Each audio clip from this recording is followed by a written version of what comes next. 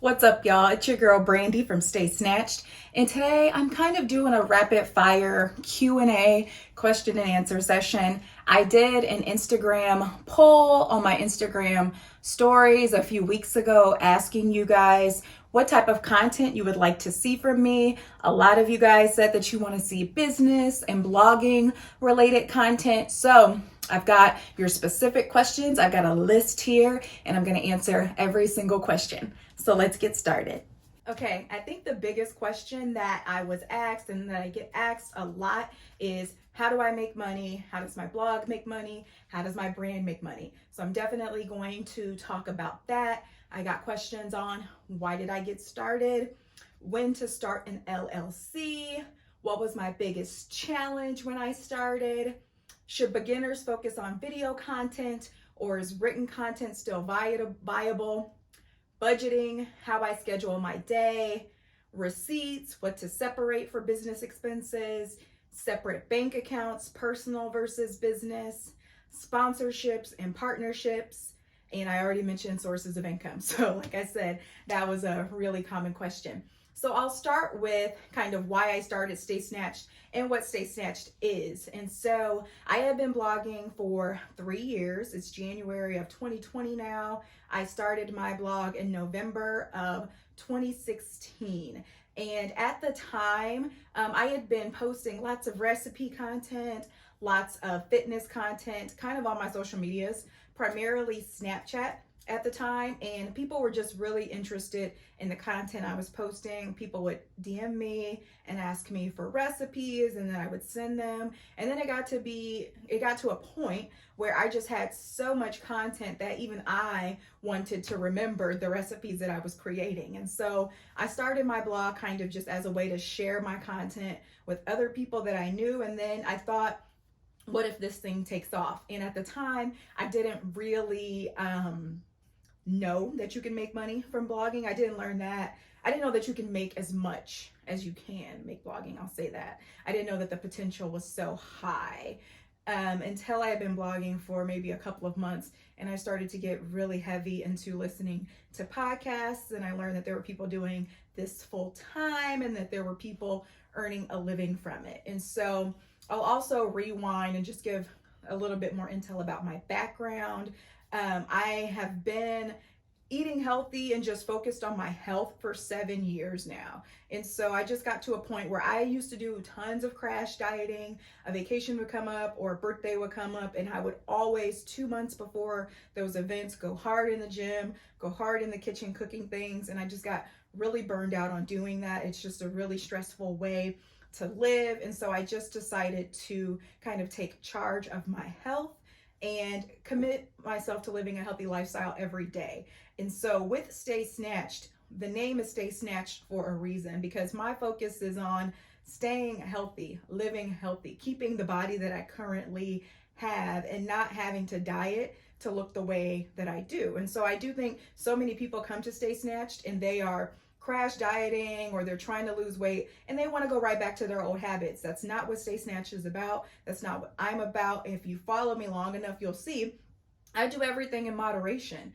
I may eat very healthy several days out of the week, but on the weekend, if I want to eat some mac and cheese, if I want to eat a cheeseburger, then I'm going to do that, and I'm going to get right back into my normal everyday routine. I live a lifestyle where I've done this for so long, I have balance. And so I started Stay Snatched as a way to also kind of share that message as well. I just think the diet culture in general is just very toxic. I know toxic is a huge buzzword right now, but it's just such a toxic environment, and people are either on a diet or they're not, and they're just going ham and eating whatever they want, gaining weight, and just living an unhealthy lifestyle. Not many people have that middle ground of where I'm not on a diet, but I'm not going ham every single day. I'm kind of just living my life, and I'm doing a lot of healthy stuff in the meantime. And so I launched Stay Snatched for that reason, to share that message. And at the time, I didn't think that it would become a full-time job. Within 2 years, I was able to kind of make it a full-time job. One of the questions that I saw was, Did you tell your friends right away, or did you keep it a secret? And I do think most of my immediate friends, I did tell them, oh, I'm going to start this blog. I don't know what it's about, type thing. I didn't keep anything really a secret, but along with kind of how I felt and what people around me thought, I don't think anyone had the idea that the potential for me to grow in this fashion was there. And then there was just still a lot of people in my life who was just like, oh my God, there she goes again. She's taking pictures of food again. Oh my God, why is she taking all those pictures of food? So I had that in my life too. And so I think the person, maybe, I don't know, asking this question is just kind of trying to get at what to expect from your friends during that time. And I think that that's a really good question, but it's also kind of a hard one because I'm in a lot of blogger Facebook groups kind of where we talk a lot. And one of the common things that I see in there that people talk about is the lack of support from their family and friends. And this is very specific to food blogging, but I think that it applies to pretty much anything when you're a business owner or a content creator. A lot of people are frustrated with the lack of support they get from their friends. I've seen so many posts about my friends are sharing tasty style videos from BuzzFeed Tasty and they never share mine. And I've definitely dealt with that. The people that share my content and make my recipes, those are my true fans. Those aren't my friends and my family. And I think that you have to get to the point where you have to focus on building an audience outside of your friends and your family. If you're just blogging to them, one, your audience is too small. And then two, they may not be interested in the content and they don't have to be. And so I create healthy, easy recipes. Everybody doesn't cook and everybody ain't interested in healthy recipes. I get that, don't care about that. So once I realized that this thing, Stay Snatched, needs to be bigger than the people around me, I don't really care. And so, no, I didn't keep it a secret. I told my friends right away. And then I've got some that are really, really supportive of what I do. The next one I see is when to start an LLC.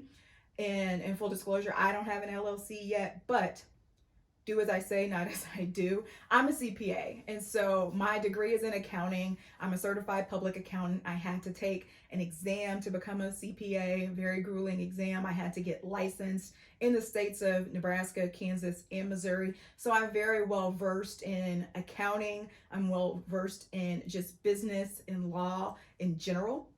And so I didn't file an LLC right away because I didn't want to have to do two separate tax returns. An LLC is very advantageous because in the event that someone sues you, they can just go after your LLC, your business, and not you. Without an LLC, you could personally be on the hook in the event that someone sued you, which is really, really crucial if you're like in a service industry or you're providing products to people or you're providing any type of service. That really, really opens the door for someone to sue you for just about anything. So I would say if you are serious about doing this, then file an LLC right away is my answer to that one. The next one I see here is, what was the biggest challenge when you got started? I would say just you don't know what you don't know. And I love that phrase because it applies to just about everything. There were just so many things about blogging that I wasn't aware of. And so I think that there was just mistakes that I made that most bloggers have made. So I don't beat myself up about this at all, but the mistakes are there. There are mistakes that I made that I could potentially, if I had not made them, I would have had more time back. So for example, when I started, I was creating random ass recipes that I was kind of just pulling out of my head that I wanted to make that I thought were really cool, maybe trendy, that I thought people would flock to. And so in the grand scheme of things, those recipes might be cool, they might be delicious and amazing. People may want to eat them, but when I was as small as I was and no one knew me, that meant that no one's searching for those recipes. So like I have this crab stuffed sweet potatoes recipe. So it's a sweet potato and it's stuffed with crab. It's great, it's amazing. Nobody's searching for that recipe. There might be 20 people a month searching for a crab stuffed sweet potato or sweet potato stuffed with crab or something like that. And so that really inhibited me from growing as fast. And I did grow fast. Clearly, I was able to take this on full time in 2 years because I realized that within several months that I shouldn't be making these random ass recipes that nobody's looking for. I need to kind of hone in on who I know my audience is, who I want my audience to be, and what type of recipes they want. And so with me doing that, my focus became quick and easy recipes, which it always has been, but it was also quick and easy recipes that I know people want. People want easy chicken dinners. People want things done in 30 minutes or less. And so I have tons of recipes, and I have an entire category on my website titled 30 minutes or less. And so the biggest challenge was just trying to navigate the waters and figure out everything that I needed to know, because there isn't really anybody to tell you. And so I gathered so much information by listening to podcasts, and I'll drop a listing of all of the podcasts that I listen to in the description box below, because I listen to just so many. And so the biggest challenge was just figuring out how can I get my content seen and things like that, because social media is a beast. So figuring out each platform and how to navigate each one, because I market myself on Instagram, Facebook, Pinterest, and now YouTube. And each of those platforms require a different style of marketing. And so figuring out how to get yourself seen on all of those requires some time, especially when you are just now getting started with this thing. So that was a challenge.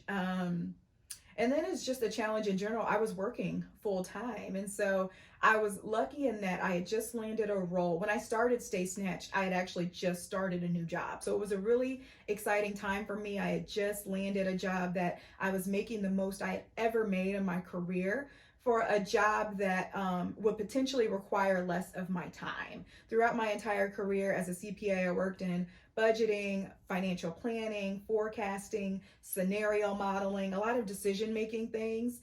So for example, with my last company, things that I would work on would be, I worked for an automotive firm or company, and so we made cars and we built cars. And so if we were to make 20,000 more cars this year, how much would that cost? What is the revenue associated with that? What is our return on investment for certain business decisions? So those were the types of things that I did. And when I got into that role, I had a really good team. And so I wasn't required to work tons of late hours. Most days I was working 8 or 9 hours a day, which was actually really good. I come from an environment where I was used to working 60 hours per week.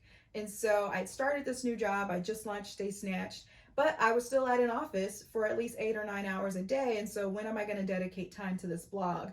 And so I was still able to, I posted mostly 2 times per week, sometimes 3 times. If I would post something easy like a drink recipe or something like that, then I could easily get out 3 posts per week, 3 separate recipes per week. I wasn't doing video content when I first started, so it was a lot easier to do 2 to 3 recipes a week with the full-time job if I wasn't shooting a video. But most of that was on the weekend. So the only time I could really cook my recipes was on the weekend. And so my entire weekend would be dedicated to getting these recipes cooked and photographed, and then I'd have to edit the photos, upload those onto my blog, and I would usually have my posts up by Monday morning. So just juggling all of that was a lot. I've always been big on going to the gym. So my work day back then simply went like this. I'd wake up 4:15 a.m. I'd be at the gym by 5:30 a.m. I'd shower at the gym. I'd have my work clothes there, and then I'd go right to work. I had to be to work at 7 o'clock. And so I'd probably get there at 7:15, 7:20. I was always the last person there. They knew that I worked out in the mornings, but I would be gone by 4:15-ish, 4:30 every day. So I come back home. I get back home probably like at 5, maybe 5:15. I go for a walk with my dog. I'd eat dinner, and by 6 or 6:30, I'd be back on my computer working from 6:30 to 9:30. So I would work on my blog from maybe 6:30 to 9:30, 6 o'clock to 10, every single weekday. And then on the weekends, I would probably work 10 hours on Saturday, another 10 hours on Sunday. And I did that for 2 years. And so that was a challenge. At the time, I was just so thirsty, and I knew that Stay Snatched, I was so thirsty for this business that it was pretty easy for me to do. I look back on it now and I'm like, I have no idea how I was doing that. And so Only shooting on the weekends also comes with its challenges because I shoot my photos in natural light. I use the light from the sun. And so if you've got a weekend where it's cloudy, it's raining, then that cuts into the time that I have to shoot. And so when that would happen, it would be easier to kind of move things over to a weekday and maybe shoot something after work if it was during the summer. During the fall and winter months, the sun goes down at 5 o'clock p.m. I'm not getting anything shot then. But during the summer, when the sun doesn't go down until like 9, there were days where I could come home from work and shoot a recipe really quickly. And so kind of just navigating those and juggling my time, that was probably another big challenge when I first started. Next question I have is, should beginners focus on video content or is written content still viable? So with this question, it really depends on what type of content you're putting out there. For my business, written content is probably always going to be viable because you have to write a recipe. I can, with YouTube, I guess, I can tell you half a cup of flour, 1 teaspoon of butter type thing, and you can take the recipe from there. But where we are right now in 2020, a lot of people want a handwritten recipe that they can at least look at on their phone. And so having a blog post to go with that works really well. I get a lot of my traffic from Google. And so when people Google something like low carb sugar cookies, my recipe comes up. And that's where they can read the written content, but I've also got a video to kind of go along with it. So with my style of content and my business model, written content is very much still viable. And so I guess it depends on kind of what you're looking at and what you want to do if that is the case for you. Video is absolutely the wave. And so I may piss some people off when I say this. If you're a content creator and you're not doing video, I feel like you're going to be kind of left behind.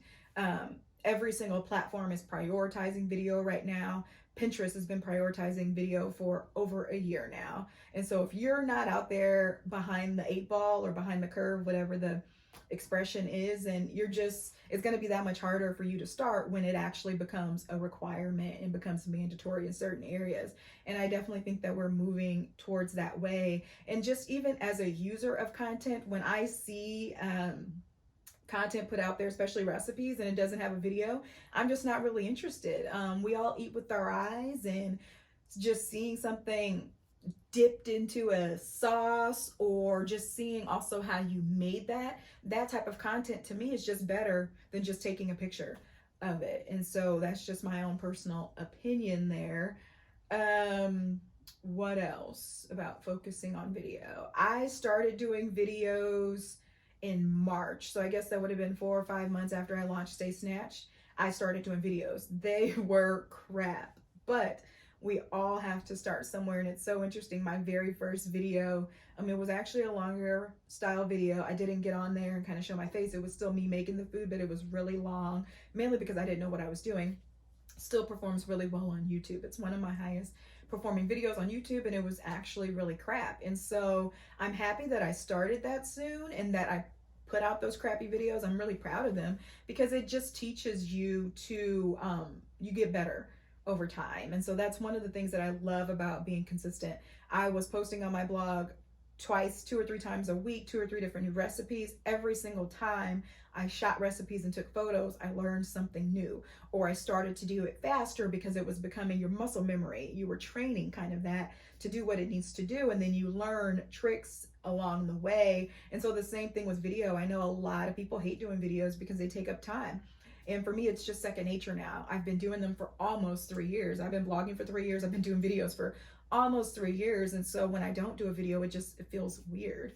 And so I love doing them. I would encourage anybody out there who's making content to do them. And yes, so the answer to your question is it depends on what you're doing. But no matter what, you should always be doing video. Budgeting. This is a good question. And it's always something that I'm changing along the way. Kind of how do I budget for Stay Snatched? I'm blessed in that, like I mentioned before, I'm a CPA. Budgeting and forecasting was my thing. So I live and breathe spreadsheets. I forecast out how much money I think I'm going to make. And I do that just based on how much I've previously made and whether or not I think that I'm going to make more. And I'm very conservative in my estimates. And so I just use historical actuals. This is a very technical kind of accounting jargon, but just historically, what have I made each month? Do I think that's going to go up or not?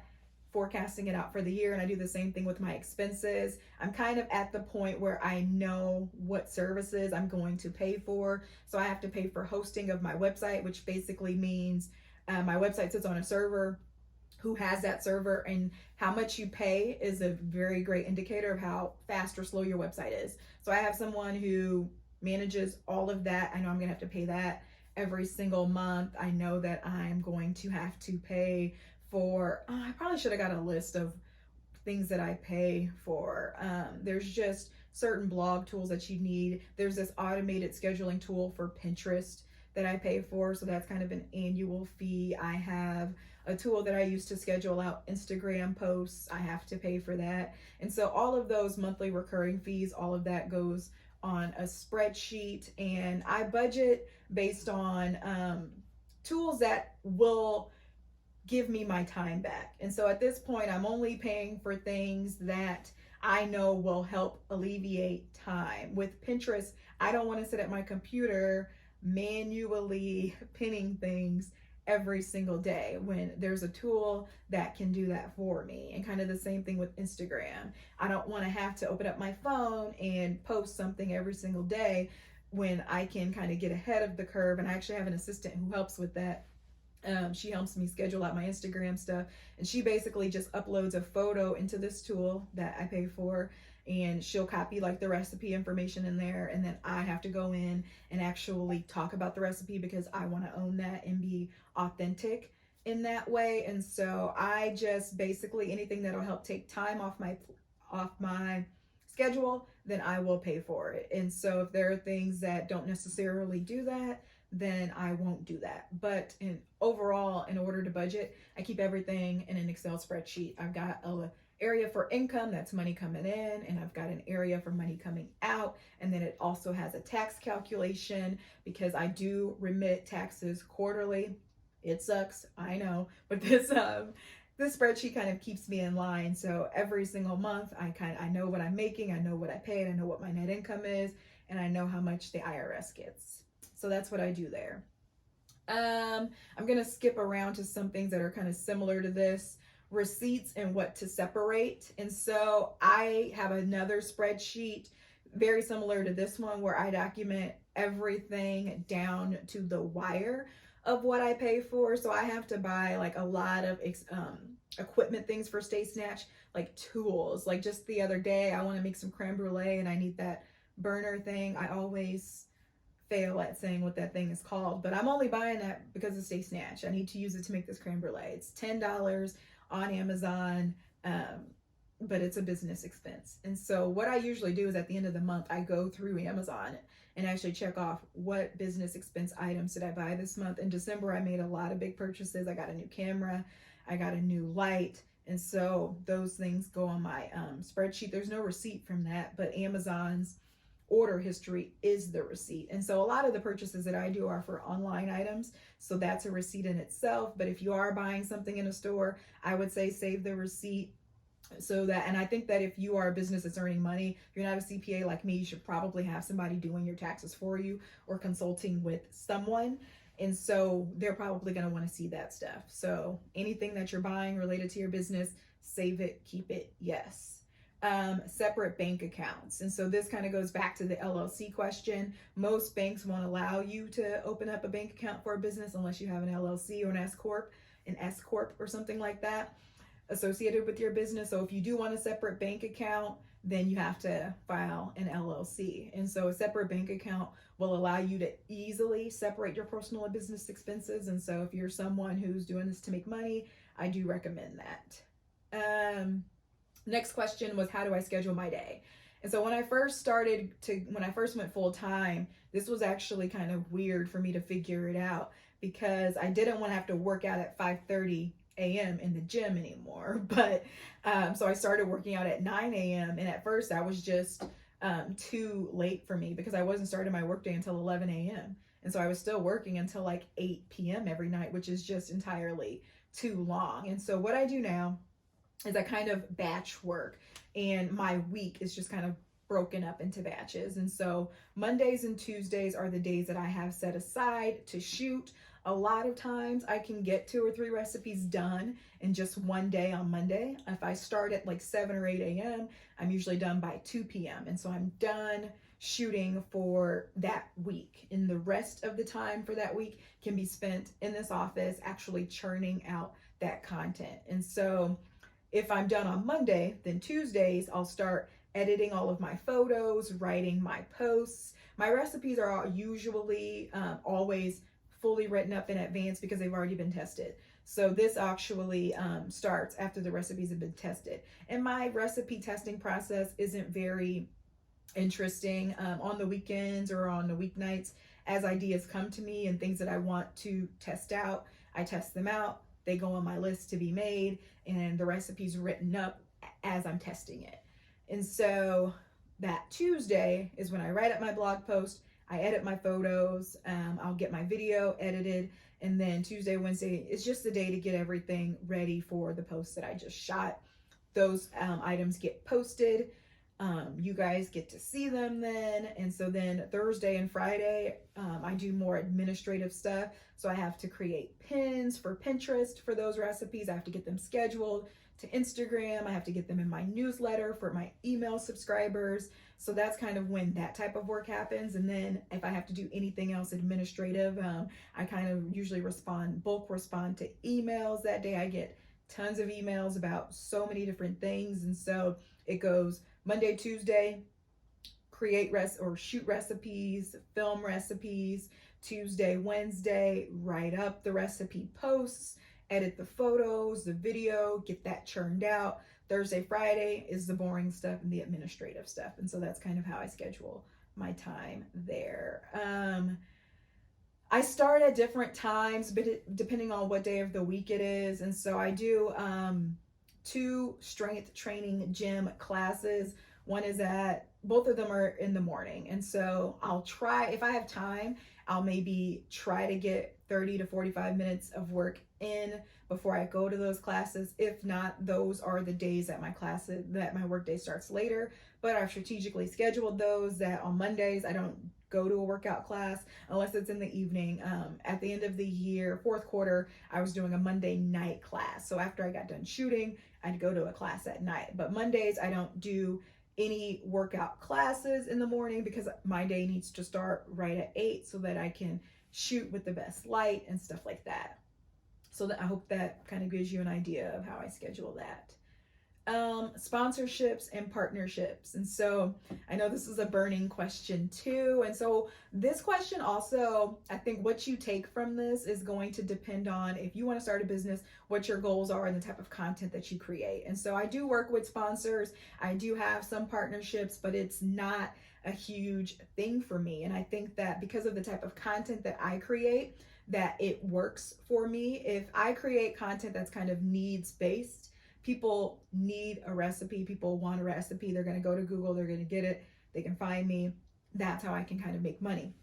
If you're creating content that's more entertainment based, then maybe sponsorships is going to be your largest source of income because people don't necessarily need to come to wherever your platform is being housed. They don't necessarily need to come for that. And so you need sponsorships to kind of keep your ship afloat.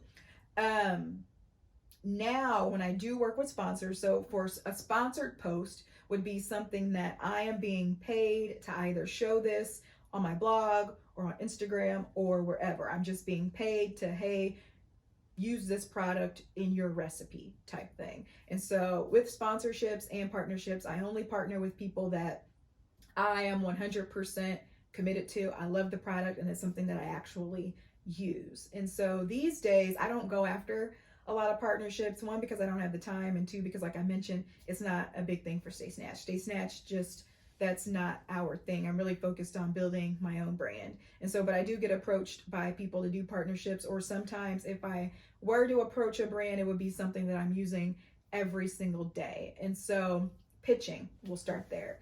To pitch a brand, I'd send an email and let them know, hey, love your product. I use it every day, or I use it however often I use it. I use your product. I think my audience would love this. can we potentially partner? So just hitting them up, letting them know who I am, who my audience is, what I can give for them, and why I love the product. If they want to work with me, they'll email back. Another way is people email me. And I'm at the point now where I get so many requests. I turn down a lot of them. A lot of people want me to do sponsor posts for their protein bars, and it's too much. And I already have the protein bars that I like and I actually use, so I don't need another one. And so people will email me, hey, we found you on Instagram, we found you on Pinterest, found you on Google, found me wherever. They want to potentially partner. And so I'll either go from there if I want to do it or not. And so the same goes for my partnership relationships that are not sponsored. There are a lot of products, if you guys have been following me for a long time, there's a lot of products that I use every single day that I can get discounts for you guys. Those go the exact same way. If there's something that I'm using every single day, I think my audience deserves a discount for it, then I'll just reach out to those people and kind of introduce myself and tell them about myself. The thing that I will say about sponsorships is you have to be able to show people what you can bring to the table. You have to have an engaged audience. I see people all of the time, they'll do sponsorships that don't necessarily align with their brand, and then the post falls flat. What you don't want is to get in bed with a brand and potentially try to show your audience something and nobody cares about it because you're showing them some stuff that they don't even give a damn about. And so I will say that you should just be really knowledgeable about who your audience is, the type of content that they like, and if they are going to engage or not. If you're posting, like if I was posting chicken noodle soup or whatever every single day and people ain't liking my stuff or DMing me and interacting with me, then how am I going to actually get them on board with liking a product that I use? Like, people have to like me first before they're ever going to like something that I'm telling them to like or that I use every day. And so that's the thing about partnerships is you have to have an audience. You have to have an audience that's engaged, and you have to know who those people are. You have to know what they like, and then only endorse products that are in line with you, your business, and what you know that they like. So that's the thing about partnerships. And just in general, don't get me wrong, I love doing sponsor stuff. I love if a brand wants to pay me to showcase you guys something that I actually love. That's amazing.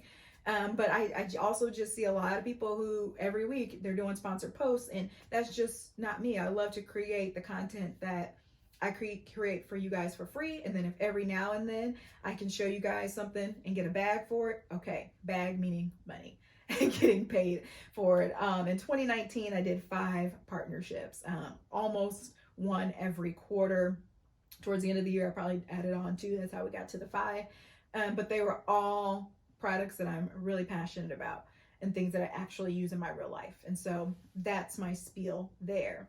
So now, how do you make money? Everybody wants to know that. And so I also think that a lot of you guys are asking because I know you want to start businesses. And so you have to tailor this to what you want to do and type of content you're creating. My biggest source of revenue is display ad revenue. And so I go into a lot more detail about this in my why I quit my job blog post. So I will link this below so you guys can read more in depth about that. But display ads. So when someone gets to my website, they click on it, they scroll through, ads will load on my website. They don't have to click on those ads. As long as they scroll through them and see them, then I make money. I get a lot of traffic to my website. I'm a food blogger, like I mentioned before, that needs-based content. People need the content. I'm going to get more traffic than probably, I don't know, somebody who's creating videos of them just sitting around looking at stuff. I don't know what y'all be doing. I don't know what y'all are trying to create, but I'm just saying that it's a lot easier to get traffic to your website as a food blogger if you know how to do that than maybe some of the other niches. And so my largest source is just if I get people to my website, my display ads load, then I make money. I'm with a company called Mediavine. I talk about them heavily in that post, so definitely check them out. Another source of revenue is my partnerships, commission-based things that I use every day. If I get a discount on it, y'all can get a discount on it too, type thing. You guys buy it, I can get a commission. Sponsorships we just talked about. And then my own products. I have a cookbook. I've launched a couple of cookbooks, and then I've got other kind of tips and tricks guides that I launched that are my personal products that I own. And if people buy them, then I make money. And so that's pretty much it in that realm. And so I've shared lots of information with you guys. I'm kind of excited to do more of these. And so I'll keep asking you guys what you need to know, and I will answer the questions. So I'll holla at you soon.